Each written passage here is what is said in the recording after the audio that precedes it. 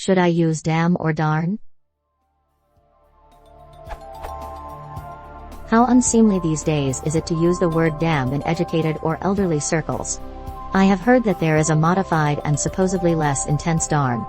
Should I be careful to avoid the former and at best, use the latter? Or does it not matter anymore?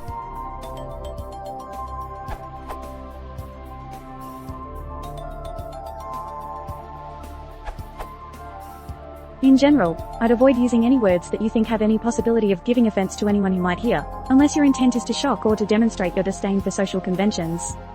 As swear words go, damn is considered pretty mild these days. But why ask for trouble? There are some people who think nothing of the most extreme vulgar language, and you could use a string of obscenities in a conversation with them without causing any notice. Others will be deeply offended by even the most mild oath. Many in the middle will find it annoying or distracting, even if it doesn't cause them to faint or to be deeply emotionally scarred for life.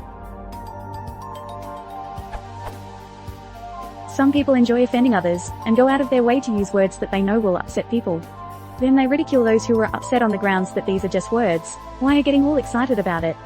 But if they are just words that don't matter, then why did you insist on using them when you knew they would oft others? What's the point? If you're trying to, say, express extreme anger, shouting Bob is a very foolish person may not convey it, and strong language may be appropriate. On the other hand, a more specific and literate criticism could be at least as effective. Sometimes it's hard to say anything without offending someone, and at some point you may say forget it, this is getting ridiculous. I have this feeling about some of the political correctness language. But I think that's getting into a different category. I recall an article by a film critic where he commented that he thought the increasing profanity in modern movies was counterproductive. After all, he said, many people are offended by it and would warn their friends away from a movie with a lot of profanity. On the other hand, he has never heard someone say, that could have been a good movie, but they just didn't use the F word enough.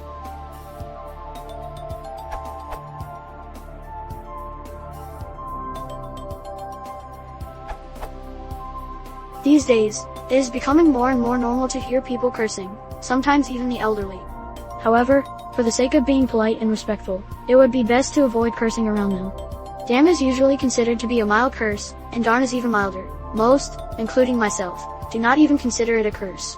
I would stay on the safe side and use darn.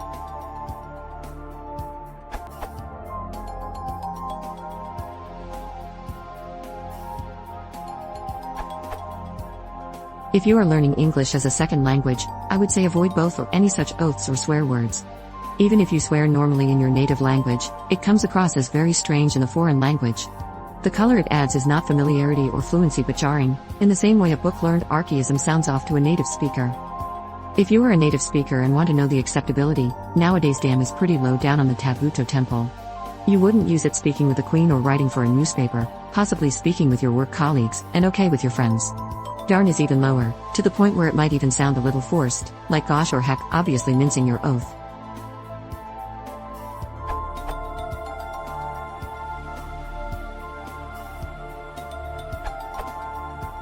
It depends on context, damn you. In a loud and somewhat aggressive tone, the word damn is basically a replacement for the F word, although by deliberately not using the F word it's not as bad.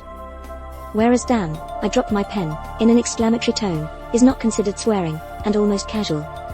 Darn can sometimes be seen as worse than damn, as it is a replacement for damn, so it could in some cases appear as though you are trying not to swear. Using the term swear lightly as damn is not considered a swear word by the majority of people, and make you appear as though you think you have the moral high ground. Overall it depends on your tone, and if you don't want to risk insulting, then don't use either.